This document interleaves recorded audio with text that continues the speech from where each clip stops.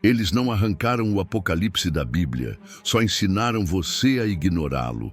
Enquanto os evangelhos são pregados nos púlpitos, o último livro é deixado de lado, esquecido, ignorado, como se fosse perigoso demais, complicado demais, incômodo demais, e de fato ele é, porque o Apocalipse de João não foi escrito para agradar, ele foi escrito para confrontar, para rasgar o véu da ilusão, para expor o fim da história, não como os homens esperam, mas como Deus determinou.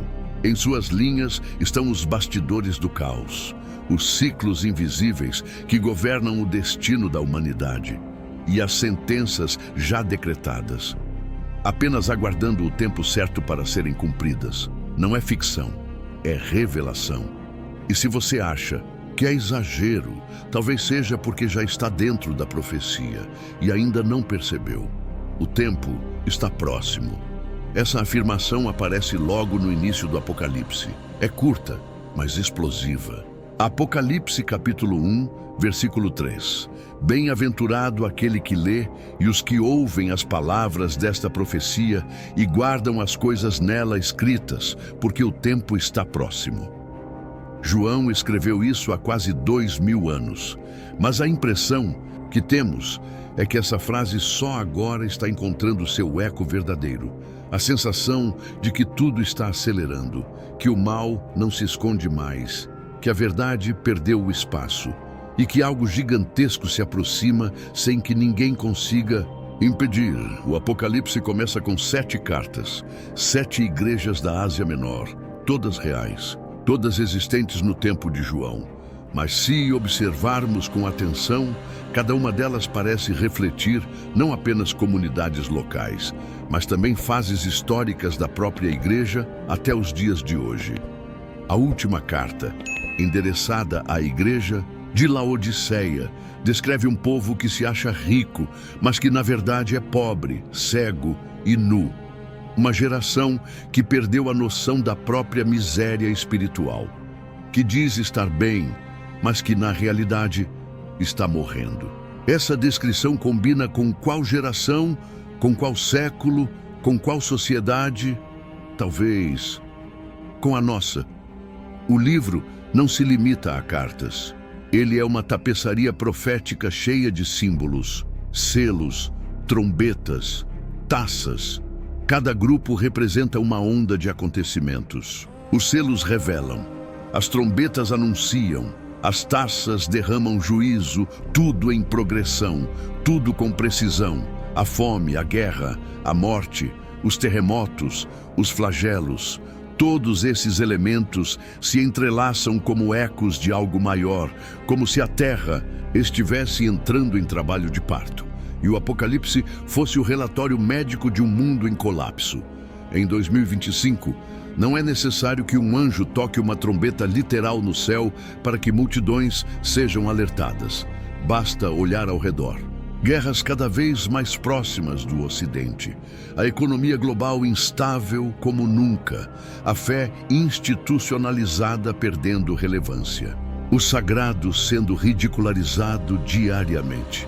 A humanidade chegou a um ponto onde o caos parece ser a nova normalidade. E o que é mais assustador, muitos acham isso bonito, admirável, progresso. No meio desse cenário, uma figura emerge com autoridade. Não é uma besta com 7 cabeças, nem um dragão cuspindo fogo. É um cordeiro, mas não qualquer cordeiro. Ele tem 7 chifres e 7 olhos, e ele é o único digno de abrir os selos. Ele se apresenta como o Alfa e o Ômega, o princípio e o fim. É Jesus Cristo, mas não mais em forma de servo. Agora como Rei, glorificado, resplandecente, e quando ele aparece, o céu inteiro se cala, porque sua presença não admite distração, nem oposição. O Apocalipse é um livro que gira em torno do trono.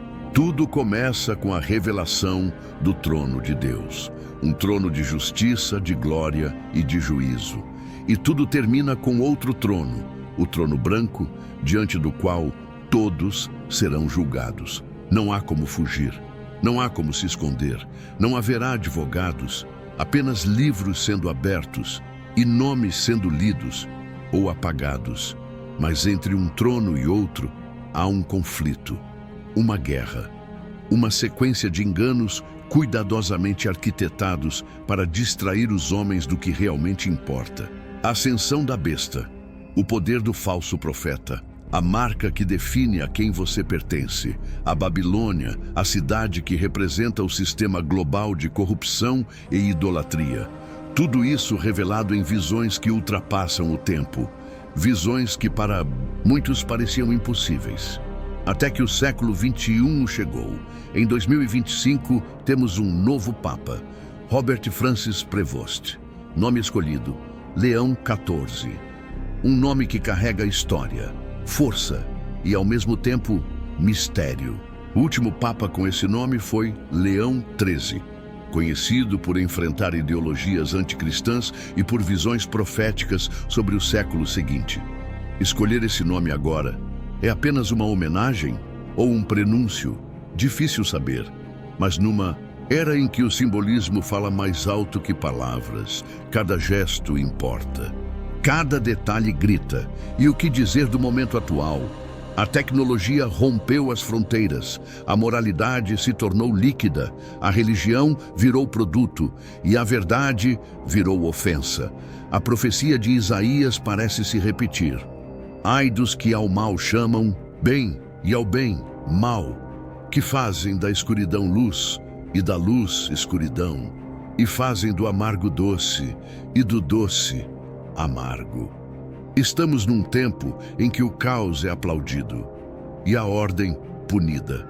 O Apocalipse não descreve apenas o fim do mundo. Ele descreve o colapso da alma humana.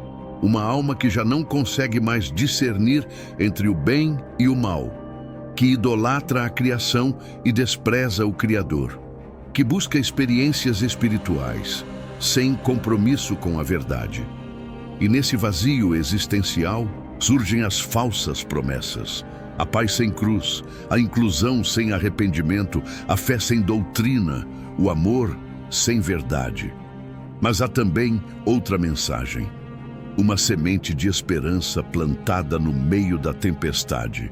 O livro termina com uma promessa: e Deus limpará de seus olhos toda lágrima, e não haverá mais morte, nem pranto, nem clamor, nem dor, porque já as primeiras coisas são passadas. Apocalipse 21:4. O fim não é o fim. Para quem crê, é apenas o início de uma nova era, um novo céu, uma nova terra, sem corrupção, sem violência, sem pecado. Essa é a tensão do Apocalipse. Ele te assusta, mas também te atrai. Ele te alerta, mas também te consola. Ele revela o caos, mas aponta para a glória. Mas tudo depende de como você lê e de como você vive depois de ler. Porque o maior perigo não é o juízo descrito nas páginas. É a indiferença de quem acha que isso tudo não passa de metáfora. O livro foi aberto, a profecia está registrada, o tempo está próximo. A pergunta é: você está ouvindo? Se o Apocalipse de João nos apresenta uma revelação, o que exatamente está sendo revelado? A resposta não é uma data para o fim do mundo, nem um roteiro de catástrofes cinematográficas. O que se revela ali é o verdadeiro estado da humanidade. É o pano de fundo espiritual que sustenta o caos visível. João, exilado em Patmos, não recebeu uma previsão meteorológica do juízo final. Ele viu o coração do mundo e ficou assustado com o que viu. No centro de tudo, ele enxergou um trono, um cordeiro, uma luta invisível que molda tudo o em que é visível. E essa luta não terminou com o fim do primeiro século. Ela continua agora, em nossas escolhas, nossas palavras, nossas alianças. A estrutura do Apocalipse não é acidental, é como uma espiral. A cada ciclo, selos, trombetas, taças, a tensão aumenta, os juízos se intensificam e a humanidade parece resistir cada vez mais à verdade. Uma das imagens mais perturbadoras é a das pessoas sofrendo os flagelos e ainda assim recusando-se a se arrepender. Apocalipse 9:20 diz: "E os outros homens que não foram mortos por estas pragas não se arrependeram das obras de suas mãos." Isso é mais do que teimosia. É cegueira espiritual. É quando o coração está tão endurecido que nem mesmo o juízo faz tremer. Hoje, isso se repete de forma assustadora. Não faltam sinais, mas falta arrependimento. Não faltam mensagens, mas falta escuta. Não faltam convites à verdade, mas sobram desculpas. A humanidade de 2025 é hiperconectada e, ao mesmo tempo, surda. E o silêncio da consciência é o sinal mais alto de que a profecia se cumpre. Entre os temas mais comentados do Apocalipse está a figura da besta, ou melhor, as bestas. A primeira emerge do mar, a segunda da terra. Juntas, criam um sistema de dominação que envolve política, religião e economia. Uma tríade infernal que manipula massas, seduz corações e marca destinos. Mas antes de tentar identificar nomes e rostos, precisamos entender o princípio espiritual por trás delas. A besta é mais do que uma figura escatológica. Ela é a representação máxima do orgulho humano querendo ser Deus. A tentativa desesperada de construir uma torre de Babel moderna, agora com chips, moedas digitais e discursos de inclusão universal. A segunda besta, chamada também de falso profeta, representa o engano religioso. Ela fala como cordeiro, mas sua voz é de dragão.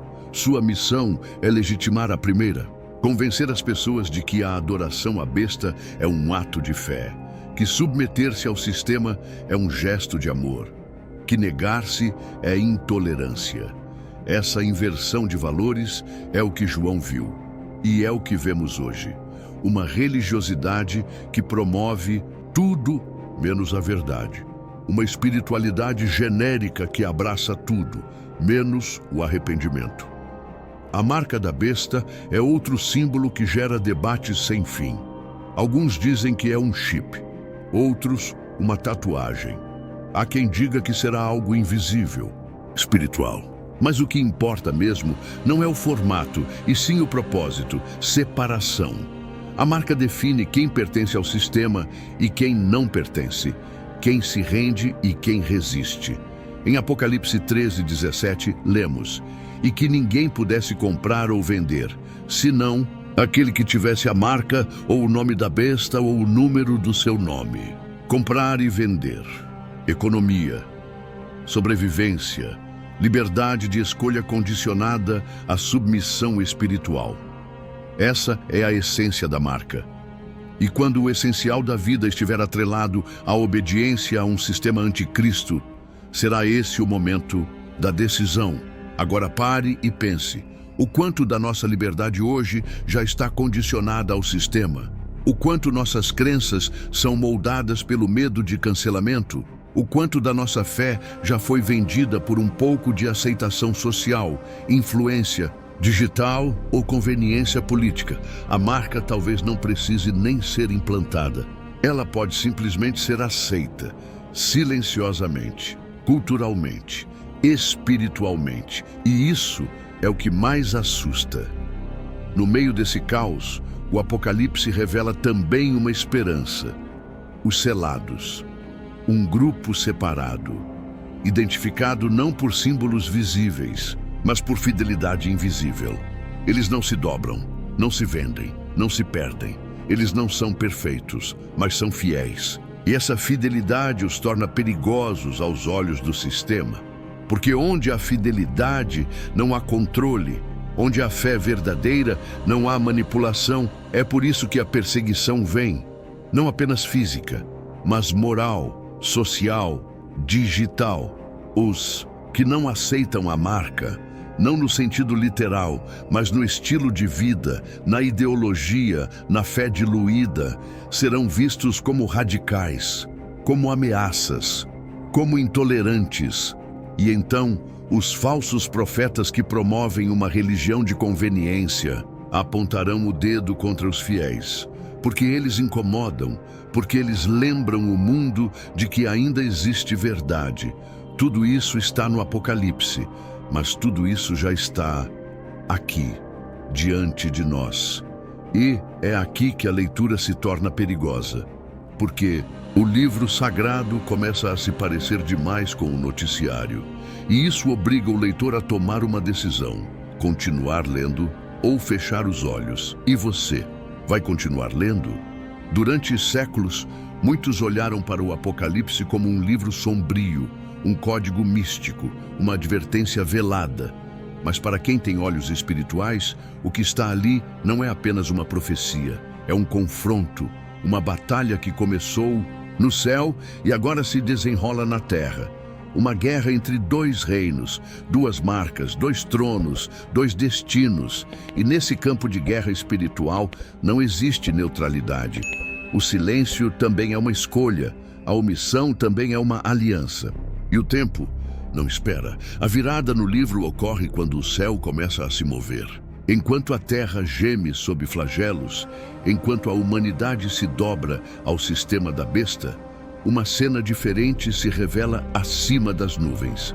O Cordeiro em pé sobre o Monte Sião. Com ele, 144 mil, selados, separados, lavados, fiéis. Eles cantam um cântico novo que ninguém mais consegue cantar, porque é o cântico da perseverança, da renúncia, da lealdade silenciosa no meio do barulho do engano.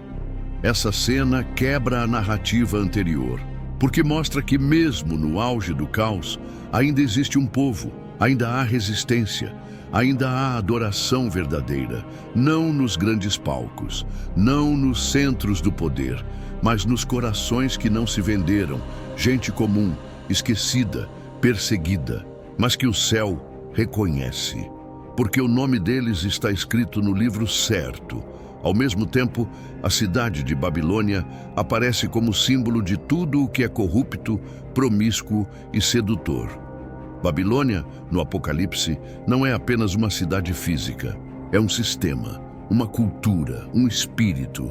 Ela representa o apogeu do prazer sem limites, da religião sem verdade, do poder sem justiça. Ela seduz reis, embriaga nações e controla multidões. Mas o mais impressionante é que ela parece triunfar. Por um tempo, ela domina, ela brilha, ela prospera, e muitos acreditam que ela venceu. Mas então, ela cai. A queda de Babilônia é uma das cenas mais fortes do Apocalipse. Não acontece por revolução humana, não por protestos sociais, mas por ação divina. E repare na reação do mundo. Os mercadores choram, os reis lamentam, os povos gritam, porque sua fonte de conforto desabou, sua ilusão ruiu, o falso brilho se apagou e agora eles estão nus. É nesse momento que um anjo proclama: sai dela, povo meu. É um chamado urgente, um clamor amoroso, um grito de misericórdia antes da destruição. Deus, mesmo diante da rebelião humana, ainda oferece uma saída, um caminho, um escape. Mas esse chamado exige ruptura, rompimento, coragem. Sair de Babilônia significa deixar o conforto, abrir mão do prestígio, recusar o aplauso, abandonar a conivência. Não é um movimento geográfico, é uma renúncia interior. E então vem a colheita. O Filho do Homem aparece com uma foice afiada na mão, e a terra está madura, pronta.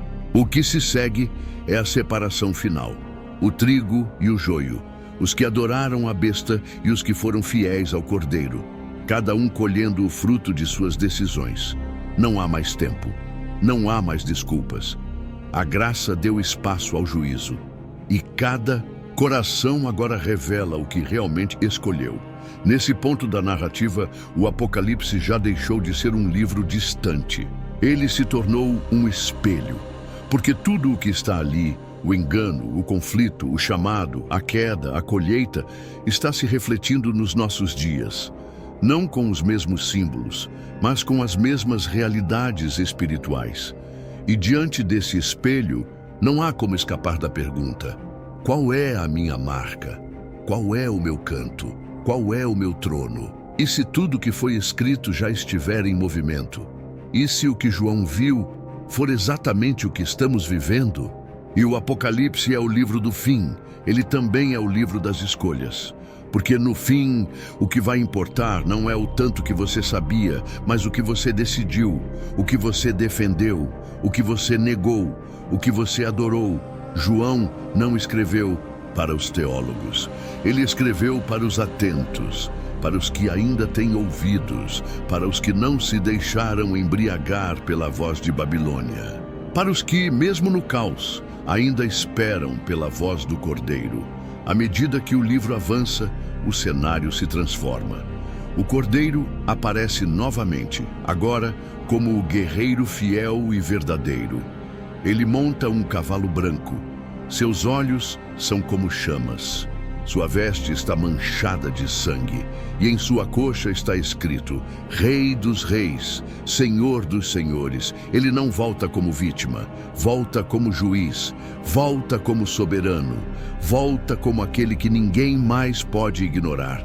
E atrás dele um exército, não com espadas, mas com vestes brancas, porque a guerra não é vencida com força humana, mas com fidelidade eterna. A besta, o falso profeta e todos os que escolheram o sistema do engano são derrotados. Não há resistência, não há apelação. O que parecia invencível cai, o que parecia eterno desaparece. E o trono é restabelecido. Agora não há mais escuridão, nem dor, nem mentira, nem morte. Deus faz novas todas as coisas. E o que começou com caos, termina com restauração.